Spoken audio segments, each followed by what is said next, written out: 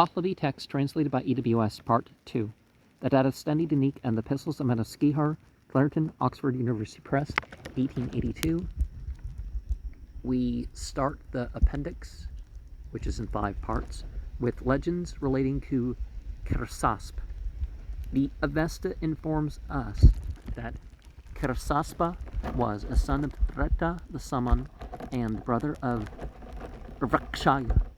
From the name of his father's family, he is sometimes called Sama Keresasp, but his more usual title is Naremanau or Naeremanau, the manly-minded. He is described as a youthful hero wearing sidelocks and carrying a club, to whom the witch Knath Aete attached herself. She whom Zarathustra promised to destroy by means of the apostle Saoshyas, who is to be born hereafter, and his body is watched over by 99,999 guardian spirits. Of his exploits, we are told that he slew the serpent Srabara, which devoured horses and men, which was poisonous and yellow, over which yellow poison flowed, a hand's breadth high, on which Keresasp cooked a beverage in a cauldron at the midday hour, and the serpent, being scorched, hissed, sprang forth away from the cauldron, and upset the boiling water. Keresasp, the manly-minded, fled aside, frightened. We are further told that he slew the golden-heeled Gandharva, that he smote Daspa in revenge for the murder of his brother Rakshaya, that he smote the Hunus, who are the 9 highwaymen, and those descended from Nivika and Dastyana.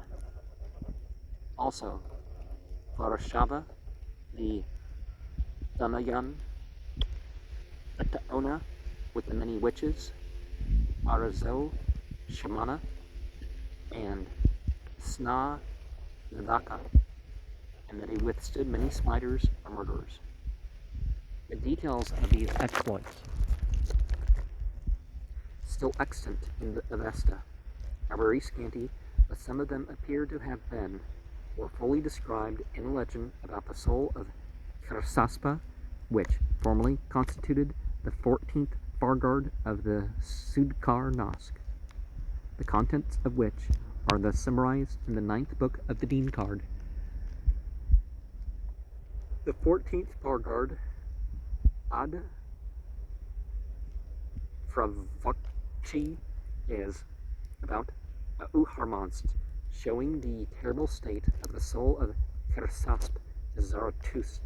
The dismay of Zarathustra owing to that terrible state, the sorrowful speaking of Keresasp as regards the slaying of multitudes for which mankind extol him, whereby abstentions from sin occurred, and the recognition of him by the Creator of Uharmonst as extinguishing his fire, the supplication of Keresasp for the best existence from Uharmonst for those exploits, when the serpent Das Srobar was slain by him, and the violence of that adversary when Gandharep with the golden heels was smitten by him, and the marvelousness of that fiend when the Hunus of Vesco, who are descendants of Nivik and Dastanik, were slain by him, and the grievous harm and disaster owing to them, and when the mighty wind was appeased by him and brought back from damaging the world, benefiting the creatures, and for that which happens when, owing to confinement, the hawk becomes eager, rushes on for the destruction of the world, and attempts the annihilation of the creatures, and is being roused to smite him and attain that powerful fiend for the creatures of the world, the opposition of fire to Keresasp through his causing distress to it, and keeping away from it, which were owing to his seeking hell, the supplication of Zarathustra to the fire to have compassion upon him, which is owing to his sin, the compliance of the fire with that request, and the departure of the soul of Keresasp to the ever-stationary existence. Perfect is the excellence of righteousness. Although the Sudkarnask has long been lost, the legend contained in this 14th Argard still survives in its Pahlavi form, though probably somewhat abridged, and a Persian paraphrase of this Pahlavi version is also to be found in the Persian Rivayats. The Pahlavi legend is included among a series of quotations regarding the importance of fire contained in a Pahlavi Rivayat preceding the Darastani Dinik in some manuscripts, and its close correspondence with the above summary of the 14th Argard of the Sudkarnask will be seen from the following translation of it.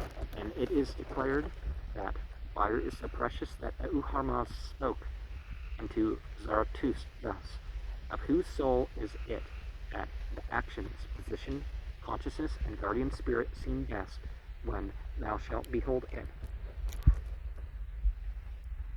And Zarathustra spoke thus, of him who is Keresasp, Auharmaz summoned the soul of Keresasp, and the soul of Keresasp saw Zarathustra, and on account of the misery which it had seen in hell, it spoke unto him thus, I have been a priest of Kapul, which should be a power in support of me, and for the sake of begging life, I have ever traveled through the world, and the world would have become hideous in my eyes, and the world which should have feared my splendor. And Auharmaz spoke thus, stand off, thou soul of Keresasp, for thou shouldest be hideous in my eyes, because the fire which is my sun was extinguished by thee, and no care of it was provided by thee.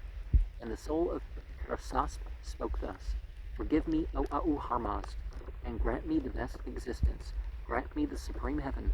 The serpent Azo Srovbar is slain outright, which was swallowing horses and swallowing men, and its teeth were as long as my arm. Its ear was as large as 14 blankets. The motto, its eye was as large as a wheel, and its horn was as much as the hawk in height. And I was running as much as half a day on its back, till its head was smitten by me at the neck with a club made from my hand, and it was slain outright by me. And if that serpent had not been slain by me, all thy creatures would have been completely annihilated by it, and thou wouldst never have known a remedy for a Harman. Auharmaz spoke thus, stand off, for the fire which is my sun was extinguished by thee. Keresasp spoke thus, grant me, O Auharmaz, that best existence, the supreme heaven, for by me Gundharep was slain outright, by whom 12 districts were devoured at once. When I looked among the teeth of Gundharep, dead men were sticking among his teeth, and my beard was seized by him, and I dragged him out of the sea 9 days and nights. The conflict was maintained by us in the sea, and then I became more powerful than Gundharep. The sole of Gundharep's foot was also seized by me, and the skin was flayed off up to his head, and with it the hands and feet of Gundharep were bound. He was also dragged by me out to the shore of the sea, and was delivered by me over to Trog, and he slaughtered and ate my 15 horses. I also fell down in a dense thicket at Isako, and Gundharep carried off my friend Trog, and she who was my wife was carried off by him, and my father and nurse Dayako were carried off by him, and I took under my protection Din Hari Inido, and raised all the people of our pleasant place. In every single step I sprang forward 1,000 steps, and fire fell into everything which was struck by my foot as it sprang forward. I went out to the sea, and they were brought back by me, and Gundharep was taken and slain by me, and if he had not been slain by me, a Harman would have become predominant over thy creatures. Auharmaz spoke thus, stand off, for thou art hideous in my eyes, because the fire which is my sun was extinguished by thee.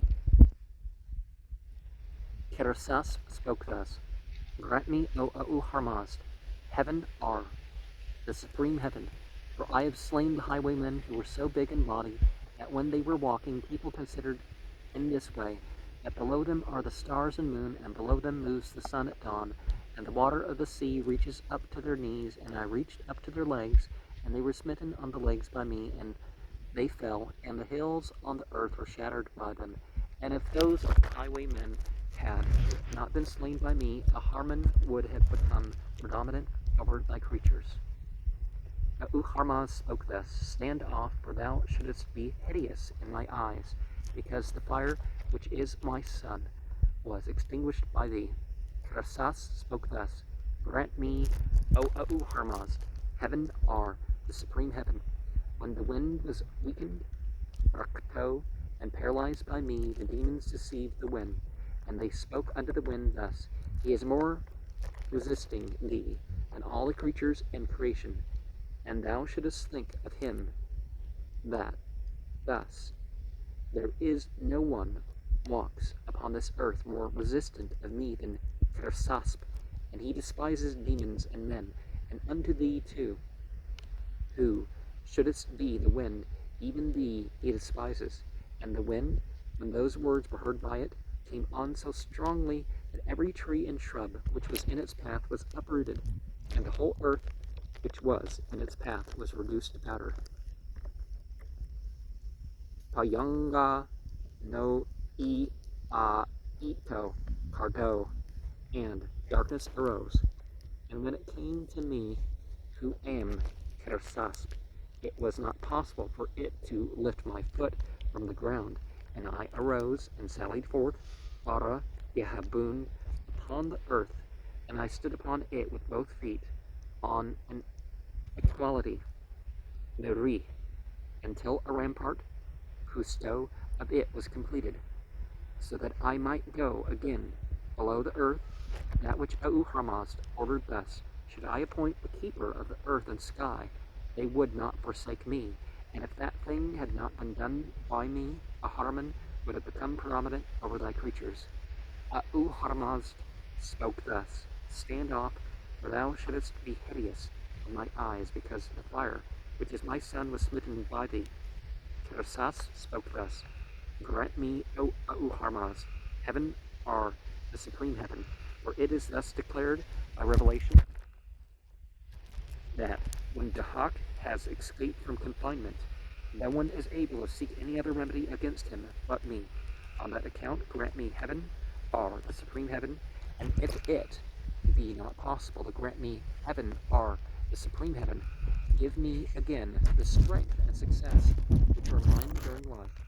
For when thou shalt give me again so much strength and success as were mine when I was produced alive, I will slay a Harmon with the demons. I will eradicate darkness from hell.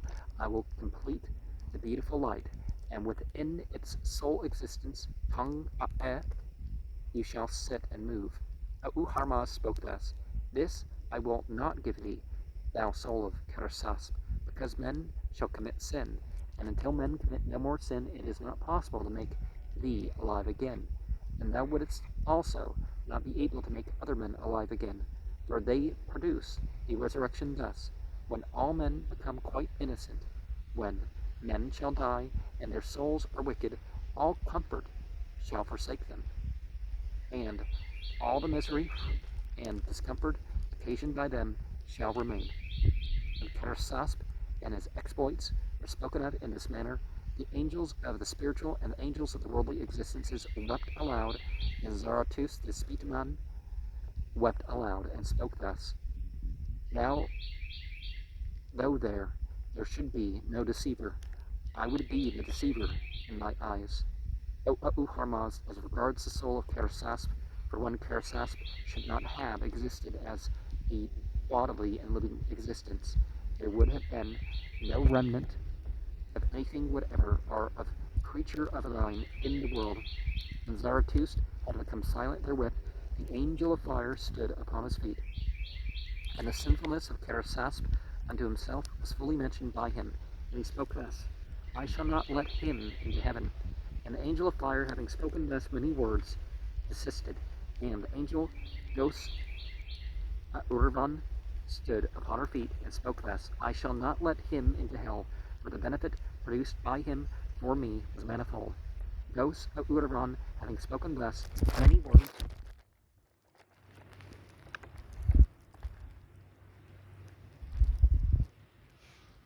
desisted, and Zarathustra stood upon his feet, and homage was offered by him unto the fire. And he spoke thus, I shall provide care for thee, and shall speak of thy exploits in the world, and I shall speak to Vistasp and Gamasp thus, observe fully that a place is made for the fire as it were at once, when Keresasp has engaged in renunciation of sin, and you shall forgive him.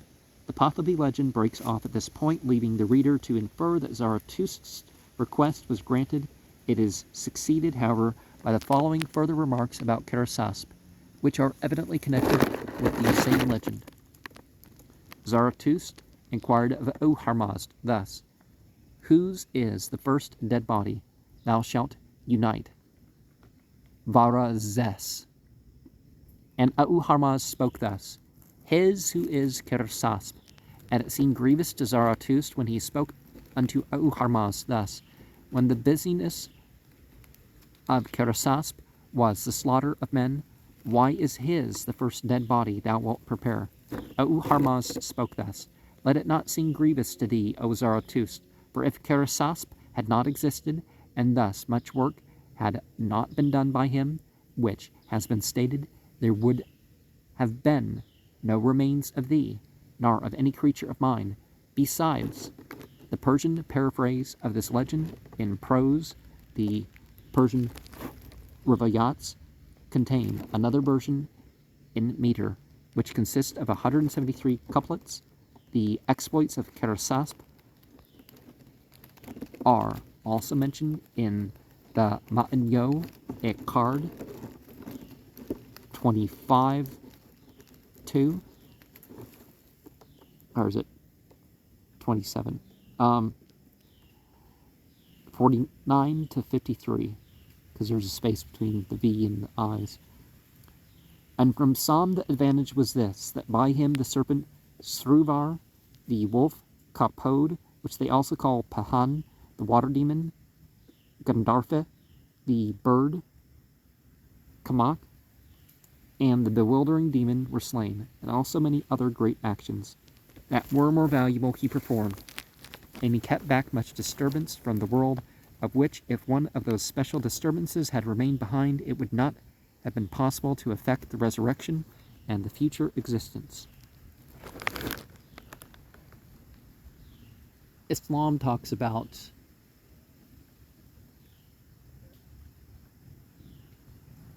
the Mahdi. It talks about Sashans, and it talks about the Dajjal as a Dahak. And right now, Israel has 100 shekel note, and on that shekel note could be Azadahak, a fierce, almost Persian-looking guy or woman or whatever, but it's a person, and it has something with its left eye, and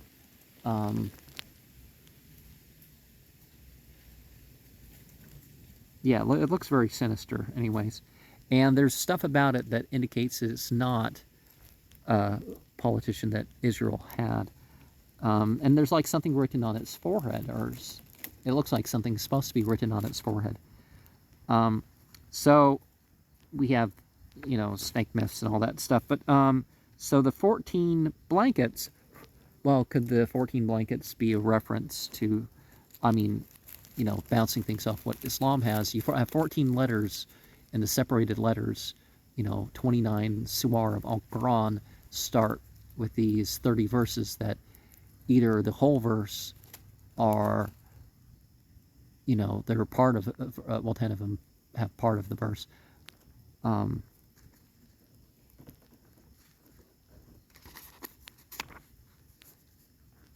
the Persian Rivayats I think there's a translation that I can share of that. So,